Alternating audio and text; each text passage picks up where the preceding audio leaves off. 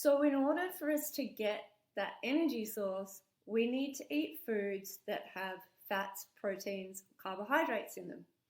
Our first option and port of call are carbohydrates because they're extremely readily available to us in our bloodstream to use.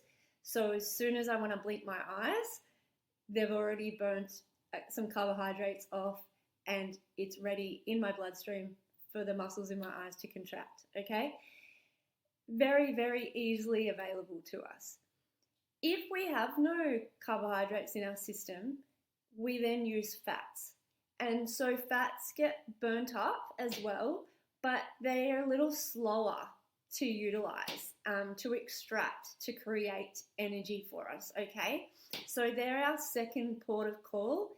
And then thirdly, if we have none of those in our system, if we have no food available to us, really is if you're in famine or being starved, like, when you think back to POW camps, pictures of those, people, we use our protein. So we're actually eating our own muscle in order to contract muscles.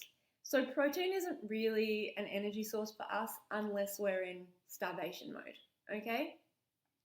So I hope that makes sense in terms of our macronutrients, fats, proteins, and carbohydrates. Proteins are mainly there to repair and build tissue within us, not to provide energy. So of our total energy that we need to intake per day in food, we measure that in kilojoules or calories. And you'll notice if you've done a workshop that I've completed, if you've watched it, it was on all about kilojoules, calories, and how much energy we need to take in. So how much energy we need if we were to just sleep all day, and then how much energy we need on top of that depending on how active we are through the day.